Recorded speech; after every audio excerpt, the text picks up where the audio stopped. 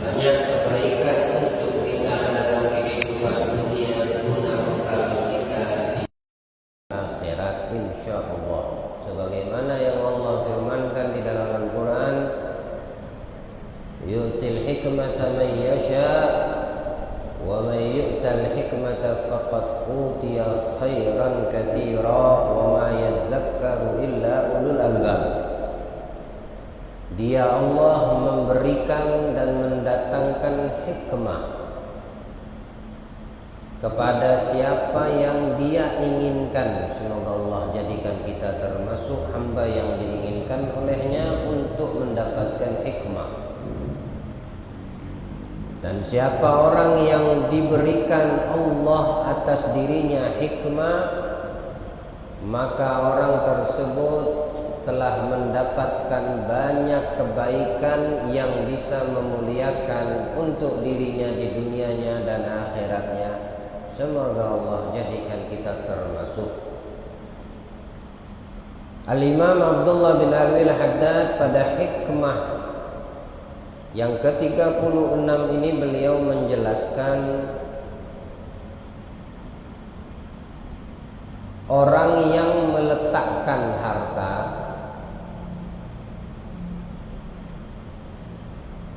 di tempat yang tidak semestinya. Maksudnya meletakkan di sini mengaplikasikan harta bukan pada tempatnya. Ada pengaplikasian harta seseorang, dia dihukumi haram. Nah, ini ya yang dimaksud salah satu meletakkan harta tidak di tempatnya. Bisa juga dia dihukumi awalnya mubah, namun berubah dari kondisi mubah menjadi haram. Dan itu juga salah satu contoh dari yang meletakkan harta tidak di tempatnya. Kalau haram meletakkan harta benda di tempat yang tidak semestinya dan itu dihukumi haram, contohnya apa? Fi musarrafa fi masrafin muhramun kal khamri awiz zina, kal khamru awiz zina. Dia punya harta lalu dibelikannya minuman keras. Dia punya harta digunakannya untuk melakukan na'udzubillah perbuatan zina. Dia punya harta, dia gunakan hartanya untuk perkara yang mendatangkan dosa meskipun dia tidak melakukannya. Artinya hartanya yang menjadi sebab orang lain melakukan perbuatan dosa. Nah, ini contoh orang yang meletakkan hartanya tidak pada tempatnya.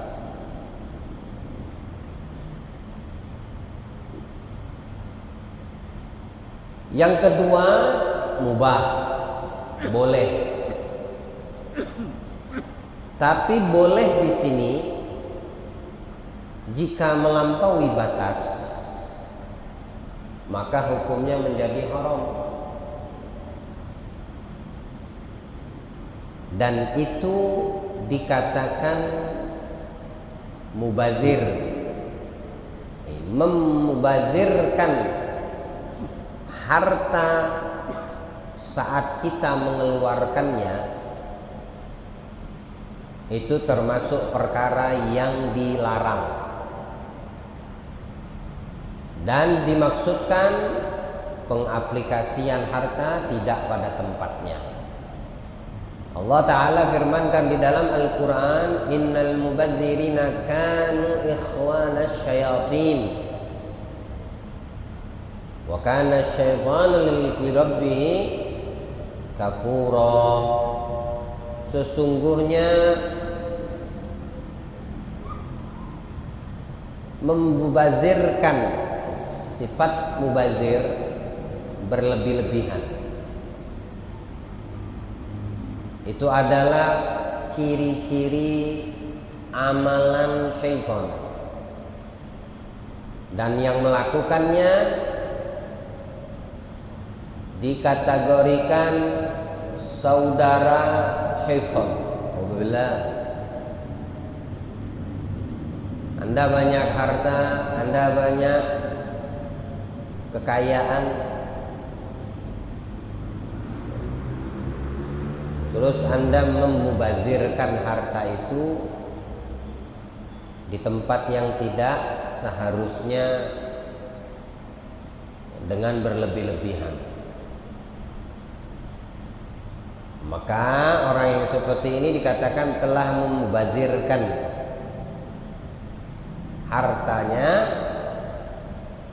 sehingga perbuatannya itu menjadikan apa yang dilakukannya dari mubah hukumnya menjadi haram.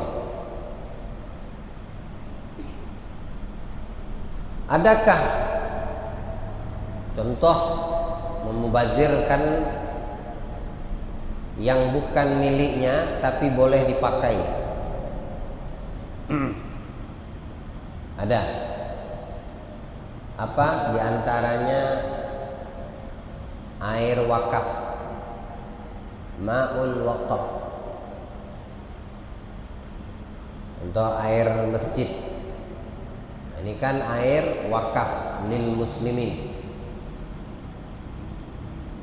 atau air minum yang diwakafkan. Kalau di Arab sana itu beberapa meter jarak ada tempat minum, berikut dengan pendinginnya. Jadi air minum itu wakaf buat umum, siapapun yang mau minum yang lewat boleh. Tapi kalau dimubazirkan tuh air menjadi haram. Air itu wakaf untuk minum, digunakan untuk cuci kaki misalnya, digunakan untuk mandi, jadi haram. Kenapa? Karena itu air bukan miliknya. Kalau sudah barang itu wakaf, milik Allah jadinya. Air masjid itu diwakafkan untuk sholat, untuk wudhu, ya. Maka kalau wudhunya berlebihan, maka yang menggunakan itu air secara berlebihan dihukumi haram. Bagaimana berlebihan? Kadang-kadang kita kalau wudhu tuh buka keran itu full, ya, difulkannya, nyiprat kemana-mana. Dia nadah tangan tuh sampai ke badannya, ke bajunya, cipratan semua. Dikira-kira saja saat berwudu itu membuka keran tuh, untuk kumur-kumur itu misal berapa yang dibutuhkan. Ada orang yang kumur-kumur penuh satu ini, sekali kumur-kumur tuh, ya. Pun kalau dipenuhkan kedua telapak tangan ini, air yang dimasukkan ke mulut itu tidak muat, besaran yang ditampung di tangan daripada yang masuk ke mulutnya untuk kumur-kumur. Itu salah satu mubazir. Kemudian dia mau basuh hidung dengan memasukkan air ke dalam hidung. Masukkan, cuci hidung itu, basuh hidung saat wudu, bukan dengan dua jari basah diculik kayak gini, bukan. Dia tidak mendapatkan sunnah kalau seperti ini. Ya. Yang seperti itu dilakukan kalau Ramadan, kalau lagi puasa. Membasuh hidung saat berwudu itu air disedot. Sedotnya jangan terlalu dalam. Ya, dikira-kira saja nyedotnya hidung tadi. Habis itu dikeluarkan dengan tangan kiri. Jadi bukan air yang dibasahi di jari telunjuk atau jempol kemudian dimasukkan ke hidungnya. Bukan seperti itu. Ya. Mungkinkah orang saat berwudu basuh hidung, dua telapak tangan ini dipenuhkan dengan air? Muatkah air itu masuk ke dalam hidung satu genggaman ini? Dua genggaman telapak tangan tadi. Nah, itu mubazir. Jadi dikira-kira saja buka kerannya tuh. Yang penting ada air mengalir. Saat dia sudah penuh tangan, kemudian baru ke wajah. Basuh tangan sambil diusap, itu basah semua itu. Tapi kalau sudah difulkan kerannya, apalagi kerannya bagus keluarnya itu air deras, nah itu mubazir. Apa hukumnya? Haram. Ya. Kenapa? Karena itu air wakaf, bukan milik pribadi. Kalau milik pribadi, makruh. Air yang kamu bayar setiap bulannya ke PDAM, air keran di rumah. Kamu yang bayar, kamu yang punya, karena kamu bayar. Kan aku yang bayar tiap bulan, jadi terserah gue dong. Mau aku pakai mandi satu gentong, satu tandon, aku yang bayar. Bukan masalah kamu yang bayarnya, tapi itu ada unsur mubazir. Karena kamu yang bayar, hukumnya makruh. Karena kita yang punya. Baik. Kebetulan di rumah kagak ada air, pindahlah ke tetangga mau wudu atau mau mandi. Nah, sekarang air punya siapa? Punya tetangga. Wudunya sama kayak tadi saya gambarkan di masjid. Buka keran tetangga sampai full. Banyak air yang keluar, ada haram. Mubazir itu namanya. Itu kalau dihitung-hitung liter air yang keluar dengan keran dibuka full itu saat berwudu, andai di bawah itu dikasih baskom, mungkin full baskom itu dengan air wudu. Nabi kita Muhammad kalau berwudu itu enggak lebih daripada dua telapak tangan digabung ini, kalau penuh airnya, ya, itu takaran wudu Nabi kita Muhammad. Wudu. Berarti kalau ditanyakan apakah cukup wudu dengan satu gelas air mineral itu berapa? 300 cc kan? Atau 200 sekitar itu deh. Cukup. Ya, cukup, bahkan sangat cukup. Asal tahu caranya. Kalau mengangkat hadas besar, Nabi kita Muhammad mandi 2 kali cedukan telapak tangan ini. Sekali, 2 kali penuh. Itu untuk takaran Nabi kita Muhammad kalau mandi mengangkat hadas besar. Beda kalau kita ya. Kurang puas, baskom diangkat, dihantam kena dari kepala, akhirnya banyak air yang terbuang. Nah, tidak boleh seperti itu. Ya, kalau yang dipakai itu air bukan milikmu, maka hukumnya haram. Nah, ini termasuk dari tadi mubah dia menjadi berubah hukumnya. Ya. Pada hikmah ini Imam Haddad menjelaskan yang meletakkan harta, ini sekarang bicaranya masalah harta. Pak, bukan pada tempatnya, artinya di tempat yang tidak semestinya, itu tidak ada bedanya dengan orang yang menahan harta ketika harus dikeluarkan. Dosanya kan satu mengeluarkan harta, yang satu menahan harta. Gambaran pertama mengeluarkan harta menjadi haram. Apa sebab? Karena dia di dalam pengaplikasiannya tidak pada tempatnya. Harta tersebut haram. Haram. Makanya saya katakan pekan lalu, hukum sogok menyogok haram. Ya, ngabiskan duit, mengeluarkan duit bukan pada tempatnya. Apalagi kalau sudah menjelang pemilihan umum, mau legislatif ataupun tingkat 1, wali kota, gubernur, bupati, presiden, ngasih sana ngasih, ini bukan pada tempatnya. Oh, itu sudah sistem, jangan kamu ikuti.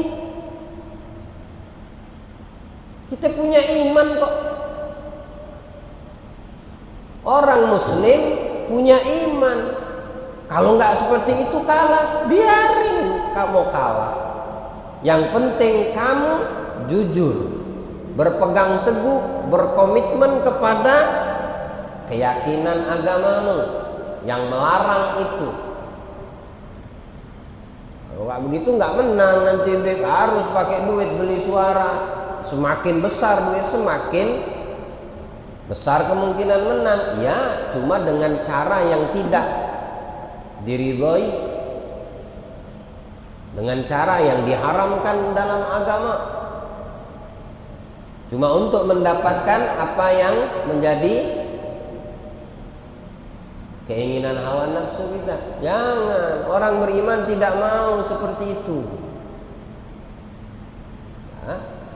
Bakal dia mau menyerahkan, menggadaikan agamanya untuk sesuatu yang merugikan dia, meskipun dia terpilih, 5 tahun. Tapi cara untuk mendapatkan itu tidak dibetulkan dalam syariat Islam. 5 tahunnya selesai, yang dilakukannya sebelum 5 tahun masa jabatannya selesai harus dia pertanggungjawabkan di hadapan Allah. Makanya di dalam Al-Quran Allah itu mengatakan, wa kullu insanin alzamnahu ta'iruhu fi unuqih.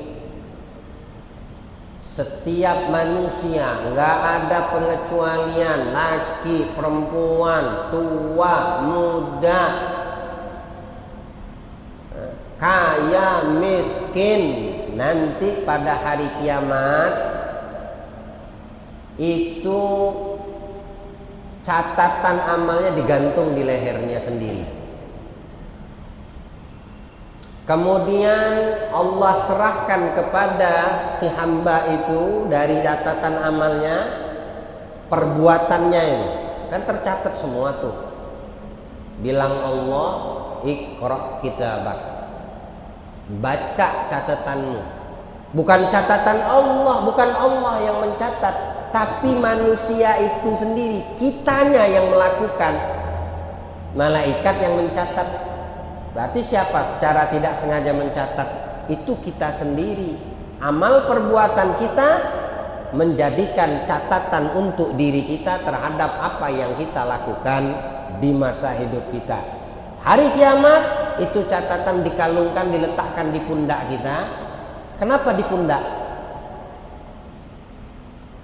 Karena itu simbol. Orang itu kalau ngangkat beban, ngangkat yang berat, pundaknya itu kuat untuk menahan apapun. Kalau udah berat bebannya, di pundaknya yang menahan. Seperti itulah gambaran amal perbuatan yang kita pernah lakukan waktu masih hidup ini, diletakkan Allah, dikalungkan di leher kita, diletakkan di pundak kita, kemudian dikasih kembali sama Allah. Lalu Allah suruh baca. Iqra kitabak. Kaf di sini, dhamir kaf di sini dituju kepada diri yang punya kitab. Kenapa? Karena kita yang mengisinya dengan amal perbuatan waktu masih hidup. Kafa binafsika yauma 'alaika yauma hasiba. Cukup dirimu sendiri yang menghisapnya dengan apa yang telah tertulis dari apa yang kamu perbuat. Itulah kamu sendiri yang menghisapnya, kamu sendiri yang menghitungnya, kamu sendiri yang mempertanggungjawabkannya. Semua, tidak ada yang lewat. Kullu insan, kul semua,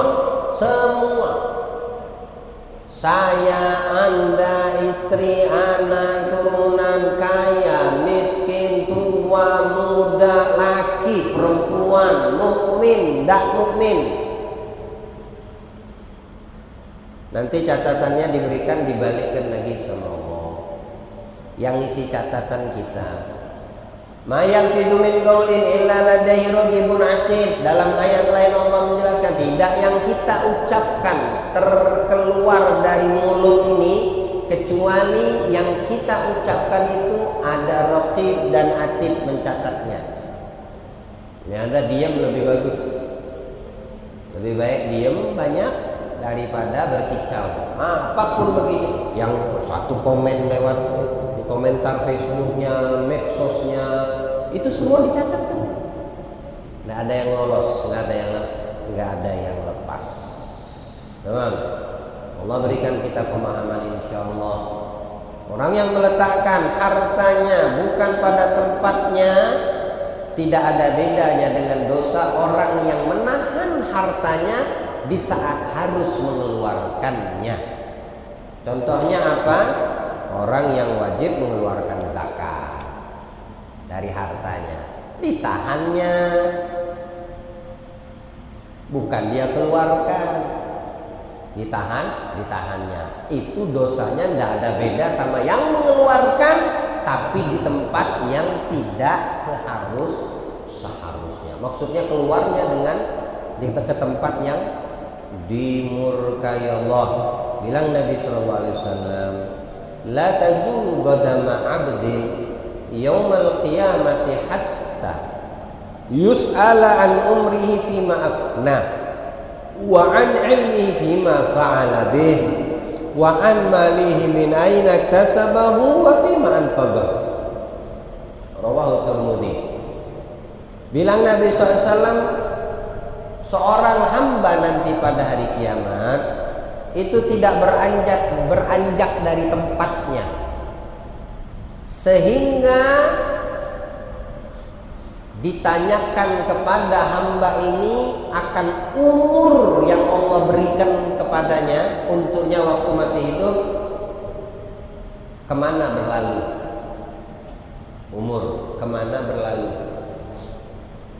mulai sejak dia balik, laki atau perempuan, sampai dia mendapatkan ajalnya. Anak itu sudah masanya menanggung sendiri itu.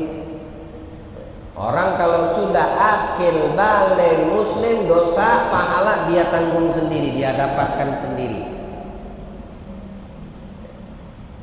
Berlalu umurnya kemana ditanya sama Allah. Tidak bakal dia beranjak dari tempat pengadilannya ya Allah, dihisapnya. Itu yang pertama.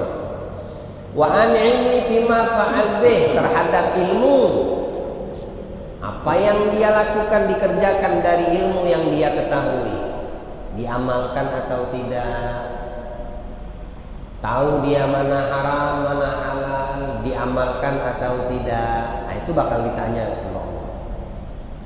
Wa an malihi, dan dari hartanya, min aina tasabahu wa fima anfaqahu, dari mana kamu dapat harta dan kamu kemanakan itu harta.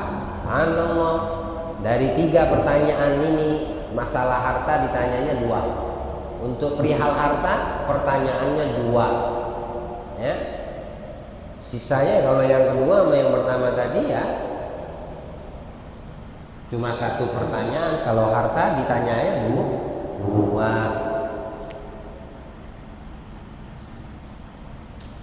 Allah Subhanahu wa taala dalam Al-Qur'an berfirman, "Innal ladzina yatluna kitaballah wa aqamus salata wa anfaqu mimma razaqnahum sirran wa alaniyatan yarjuna tijaratan lan tabur." Sesungguhnya orang-orang yang membaca Al-Qur'an, artinya orang Islam, orang beriman, ada Al-Quran yang menjadi pedoman, ada Al-Quran yang menjadi penerang, Al-Quran menjadi pembimbing, Al-Quran menjadi penyelamat. Kalau itu dibaca, Quran ini dibaca, artinya diresapi, maknanya dipahami. Nggak tahu, tanya sama yang paham dan yang tahu. Minimal arti dalam Al-Quran itu secara harfiahnya, kalimat per kalimat itu kita baca juga saat kita baca Al-Quran. Jangan berlalu satu hari satu malam lisan ini tidak baca Quran. Jangan diri kita ridho berlalu satu hari Al-Quran tidak pernah kita baca. Itu ciri orang yang merugi. Ciri orang yang merugi, satu hari berlalu Al-Quran tidak dibukanya, walaupun sedikit yang dibaca. Jangan tidak sama sekali. Biasakan setiap hari. Aturlah waktumu, sesibuk apapun dirimu, sebanyak apapun aktivitasmu, ketahuilah semua itu semu perihal dunia kita akan tinggalkan. Allah katakan dalam Al-Quran, wabtaghi fima ataqallahu ad-daral akhirata wa la tansa nasibaka minad dunya. Gapai, kejar, dapeti, lakukan apa yang Allah anugerahkan untuk kamu, guna rumah akhirat, guna kehidupan kamu nanti di akhirat, guna kebahagiaan kamu nanti di akhirat. Jangan kamu lupa bagianmu akan duniamu. Artinya akhirat kamu harus ada waktu membagi. Meskipun dari jam sekian sampai sore kamu sibuk dengan duniamu, tapi tidak boleh kesibukan akan dunia yang ada pada diri kita melupakan dari bagian akhirat kita. Kayak dikatakan orang yang kelewatan dalam satu hari membaca Al-Quran termasuk orang yang merugi.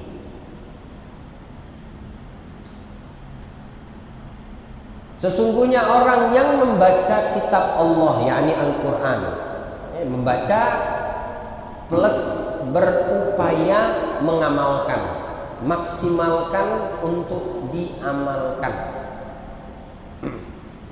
Bukan baca begitu saja, tapi memahami maknanya, apa artinya, kemudian maksimalkan diri untuk mengamalkannya di dalam kehidupan sehari-hari. Wa aqamus shalah, dan mendirikan salat. Wa anfaqu mimma razaqnahum, wa anfaqu mimma razaqnakum sirran wa alaniyatan, dan orang yang menginfakkan, ini mengeluarkan, ya, menginfakkan hartanya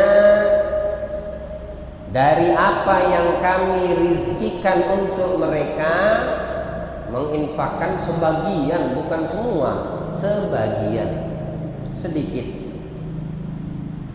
Kalau itu perihal zakat maka wajib, itu pun sedikit. Walaupun zakat, walaupun mengeluarkan, menginfakkan harta wajib yang dinamakan zakat, Allah mintanya sedikit atau banyak? Sedikit, tidak banyak. Kalau itu harta 2,5%, 2,5%. Uangmu 100 juta, 2,5%-nya berapa? 2,5 juta. 2,5 juta sedikit banget. Dikasih Allah 100 juta, masa dipinta 2,5 juta? Berat. Itu kalau zakat. Atau yang bukan hukumnya wajib zakatnya, seperti bersedekah, berinfak. Ada orang butuh bantuan, kamu bisa bantu. Ya. Sirran wa alaniyah, baik itu dia sembunyi-sembunyi atau terang-terangan. Berarti zakat itu, berinfak itu ya, boleh dengan cara sembunyi tanpa ada yang tahu kecuali Allah. Boleh dengan cara terang-terangan, tidak ada yang salah.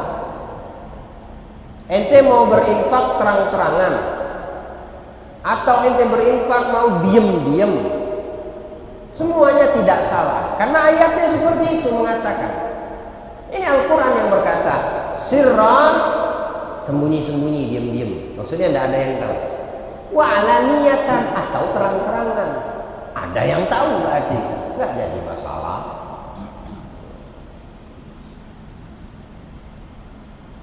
Nah, nanti kalau aneh berinfak terang-terangan, apa kata orang? Nah, masalahnya di hati kamu saat itu, mikirkan omongan orang. Orang mau ngomong, sudah biarin.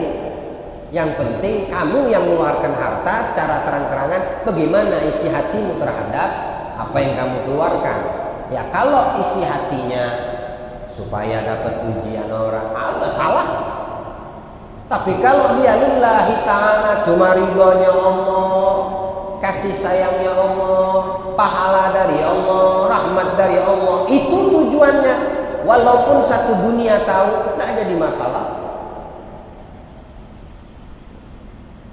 Apalagi kalau berinfak, bersedekah di hadapan orang yang sombong. Udah sombong, kikir lagi. Bagus yang seperti itu. Supaya apa? Mematikan kesombongannya terhadap harta. Banyak hartanya, tapi dia sombong. Kamu banyak harta, kamu bersedekah di hadapan dia. Tujuannya supaya dia tertegur. Ini loh, banyak harta ini jangan disimpan, jangan dipendam, keluarkan. Itu maksudnya, itu bagus. Itu namanya berdakwah kepada pemilik harta yang kikir sesama pemilik harta. Sama-sama dua-duanya orang kaya. Yang satunya menahan, yang satunya terang-terangan. Sama apa? Ada orang yang sembunyi-sembunyi, bahasanya sedekah tangan kanan, tangan kiri nggak tahu, ya. Bagus. Yang seperti itu bagus. Alhasil mau secara sembunyi atau terang-terangan itu bukan larangan, bukan masalah. Masalah itu kalau yang bersedekahnya hatinya selain kepada Allah, itu yang bermasalah. Perbuatan taat yang seperti itu justru mendatangkan murkanya Allah. Apa sebab? Salah niatnya, salah hatinya. Lihat Imam Ali bin Muhammad Al-Habsyi di dalam salah satu munajat doanya, beliau berkata seperti ini, Allahumma la taj'al ta'ati ta'atu man yubghiduka. Ya Allah, jangan jadikan ketaatanku adalah ketaatan orang yang kau benci.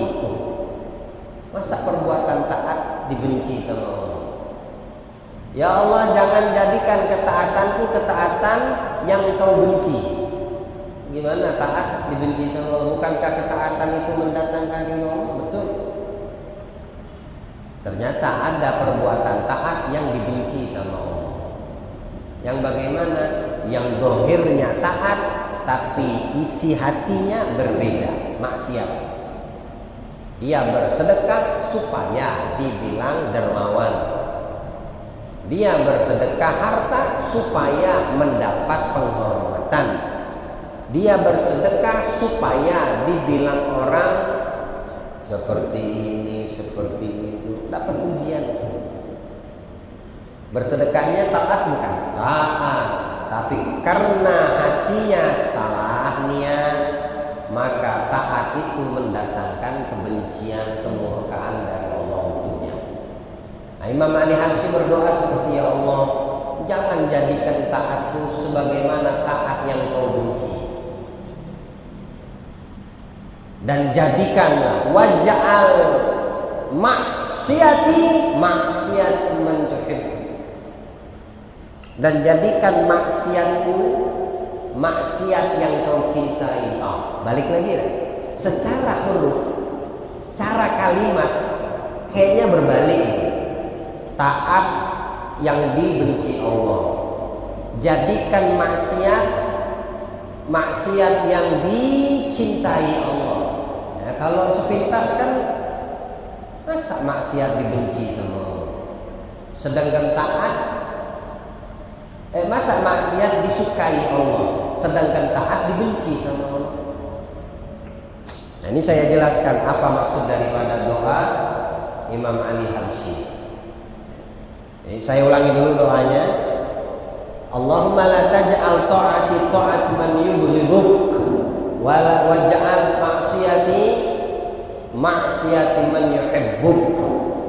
Ya Allah, jangan jadikan ketaatanku ketaatan orang yang kau murkai, dan jadikanlah maksiatku maksiat yang kau cintai. Kalau yang pertama udah jelas tadi ya. Yang kedua ini maksiat yang dicintai Allah.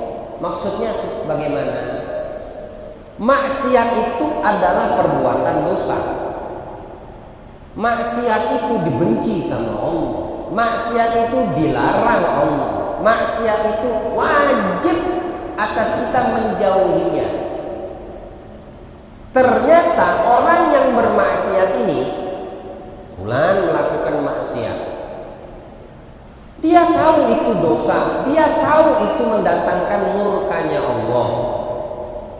Tapi ketika dia melakukan perbuatan itu, setelah dia mengetahui dan dia mengetahui kalau yang dilakukan perjanjian terhadap dirinya untuk tidak melakukan dan kembali kepada maksiat, itu dicintai sama Allah.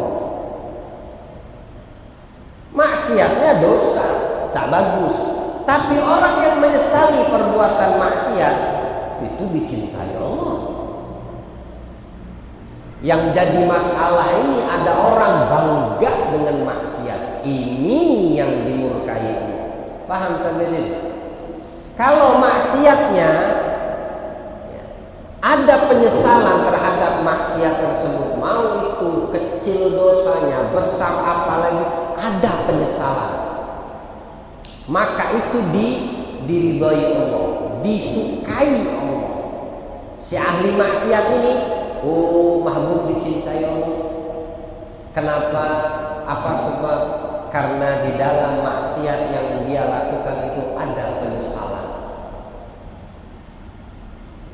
Tapi yang tidak diridhoi oleh Allah, yang betul-betul maksiat mendatangkan murka Allah, udah tahu itu maksiat, udah tahu itu dosa, bangga, bangga, pamer lagi, la ilaha illallah, pamer sama maksiat. Oh, hati-hati yang seperti itu. Sekarang, dulu orang maksiat diam-diam, jauh dari mata manusia, di kegelapan malam. Zaman kita sekarang ini, orang bermaksiat terang-terangan, siang bolong, tidak ada lagi tertutup. Bahkan di rumah sendiri bisa diawasi. Ya. Nah, ini yang harus kita jaga. Istri kita, anak kita, apalagi anak perempuan kita, meski dia di dalam rumah kita, ini jahat ini Pak, ini sumber nih. Kalau tidak bisa kita menggunakan, kalau bini kita, anak kita tidak kita perhatikan, ini perangkat ini produk-produk pengikut Dajjal ini. Isinya yang nyiptakan ya mereka juga, tujuannya menjauhkan umat Islam dari Tuhannya, jauh umat Islam dari nabinya, jauh umat Islam dari Al-Quran yang diimaninya, yang dijadikan imam Al-Quran imam, Al-Quran pedoman. Kalau kita mengatakan imamku Al-Quran, maka wajib bagi kita yang mengatakan untuk menjadi makmumnya, bukan menjadi makmum ini.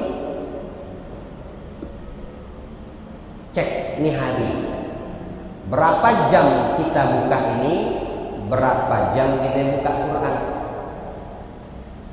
Tanya sama diri masing-masing. Tanya sama diri masing-masing. Istri kita kadang-kadang sibuk dengan ini, ngalahi baktinya sama suami. Zaman sekarang gara-gara ini ada suami menjatuhkan talak untuk istri. Alhamdulillah. Terjadilah. Jadi anak kita gara-gara ini lupa sama baktinya kepada orang tua. Ini lebih dari orang tuanya bisa jadi. Kayak kalau nggak dibatasin anakmu dengan ini, nah nanti kamu akan menyesal. Apalagi anak yang masih bisa diatur, anak kecil, anak-anak kita di rumah. Jangan luput dari pandangan, batasi cara dia menggunakan, atur waktu kapan dibolehkan. Kalau kamu manjakan, ya saat ini dia senang, besok kamu menangis dibuatnya. Saat ini kamu ada peluang untuk menciptakan generasi yang taat, bakti, beribadahnya kuat, tapi kamu tidak lakukan, besok kamu akan menangisi saat dia durhaka kepadamu, saat dia lalai dari ketaatannya, saat dia tidak menjadi anak yang berbakti, bahkan durhaka. Kamu yang menciptakan. Kalau orang-orang yang tidak beriman, dia simpel, dia ciptakan benda kecilnya ya. Yang dirusak apa? Mindset orang muslim, cara pandang kita umat Islam, cara berpikir kita umat Islam, hati kita dirusaknya gara-gara barang kecil nih. Sekarang maksiat udah kebuka, Pak. Justru di antara orang-orang yang beriman, mau dia laki mau perempuan, bangga dengan maksiat, dia promosikan dengan ini. Sekali ketek, plok, semua dunia bisa lihat. Sekali pencet, semua dunia bisa melihat. Auratnya dibuka, dia pencet, dia pamerkan. La tabghil fasad fil ard, innallaha la yuhibbul mufsidin. Jangan kamu berbuat kerusakan di muka bumi dengan maksiat. Itu yang Allah maksudkan dalam Al-Quran. Allah tidak suka sama orang yang membuat kerusakan. Seperti yang sudah kita jelaskan tafsirnya. Ya, perhatikan.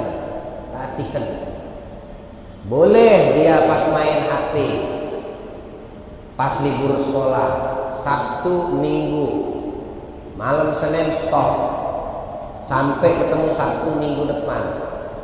Kamu nak boleh buka HP, tapi yang Islami. Kontrol, setting, atur, lihat apa yang dia. Kalau tidak seperti itu, zamannya udah rusak. Moral anak kita dari kecil sudah dirusak. Makanya sekarang ini merusak akidah, merusak iman, merusak akhlak, merusak etika dan adab orang-orang yang beriman kepada Allah. Simpel orang-orang yang tidak beriman itu dipelajari. Oh ternyata ini kecil aja, cara alatnya kecil aja, tapi efek rusaknya besar. Tamam.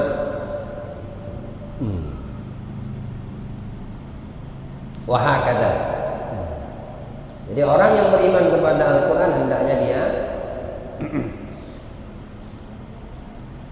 mendirikan sholat, menginfakkan hartanya, mau itu sembunyi ataupun terang-terangan. Yarjuna tijaratan lan tabur. Maka ini orang akan mendapatkan keuntungan daripada perdagangannya itu tanpa ada rugi. Tijaratul lan tabur itu artinya perdagangan yang membuahkan hasil. Kan orang berdagang ini antara sukses gulung tikar, berhasil dapat untung, balik modal minimal, wa illah rugi. Itu perdagangan, dinamakan perdagangan seperti itu. Tujuan berdagang untuk mendapatkan keuntungan. Apakah semua perdagangan itu pasti menguntungkan? Belum. Kenapa? Karena itu perdagangan dunia, beda dengan perdagangan akhirat. Kalau perdagangan sama Allah mesti menguntungkan, nggak ada kata rugi. Bukankah Allah bilang dalam Al-Quran perihal sholat Jumat, ya ayyuhalladzina amanu idza qumtum ila sholati fagsilu ya ayyuhalladzina amanu idza nudiya lis-sholati yaumil jumu'ah fas'au ila dzikrillah wa dzarul bai' dzalikum khairul lakum in kuntum ta'lamun. Idza qudiyatis shalah fantasiru fil ardi wabtaghu min fadlillah wadhkurullaha katsiran la'allakum tuflihun. Wa idza ra'aw tijaratan aw lahwan faddu ilayha wa tarakuka qa'iman. Kalau kamu, wahai orang-orang yang beriman, kalau sudah dikumandangkan azan Jumat, bersegera memenuhi panggilan itu. Tinggalkan kau punya urusan duniamu. Kalau sudah dikumandangkan azan Jumat, tidak usahlah sibuk dengan urusan dunia. Kalau sudah selesai urusan Jumat, menebarlah kamu di atas muka bumi. Mau lanjut dagang, bisnis, usaha, kantor, proyek, lanjut. Kalau kamu sudah melihat orang pekerjaan melalaikan kamu daripada ingat kepada Allah, atau membuat kamu meninggalkan apa yang semestinya kamu kerjakan, kamu lakukan dengan alasan banyak untungnya. Wah, ini kalau seandainya ini tinggal teken aja nih, sekali teken dapat nih. Kalau itu tujuannya, ketahuilah walaupun kamu berhasil mendapatkan, tetap akan kamu tinggalkan. Bilang Allah, qul, katakan Muhammad, ma indallahi khairun, apa yang ada di sisi Allah lebih baik. Yang di sisi Allah maksudnya apa? Dunia yang kita dapatkan dengan teken tanda tangan tadi, sehingga kita meninggalkan panggilan Allah. Katakan yang ada di sisi Allah ay akhirat, surga, nikmat di dalamnya, balasan amal ibadah yang kamu lakukan. Itulah yang dimaksudkan lebih baik. Minal lahwi wa minat tijarah, dari apa yang melalaikanmu, bahkan dari perdagangan, sekalipun untungnya besar. Apa yang ada di sisi Allah lebih baik. Wallahu khairur raziqin. Allah sebaik-baik yang memberi kamu rezeki. Bukan usaha kamu yang mendatangkan rezeki. Allah yang mendatangkan rezeki, bukan usahamu yang mendatangkan rezeki. Semoga Allah berikan kita pemahaman. Allah jadikan perkumpulan ini mendapatkan hikmah untuk kita. Allah kuatkan iman kita. Allah jadikan kita insyaallah hamba-hambanya yang lebih mementingkan daripada akhirat kita, guna kebaikan dan kebahagiaan akhirat kita. Dan Allah masukkan segala itu kepada keluarga kita, orang-orang yang kita cintai insyaallah. Ala hadinihi wa ala kulli salih wa ila hadratin Nabi Muhammad sallallahu alaihi wasallam. Al-Fatihah.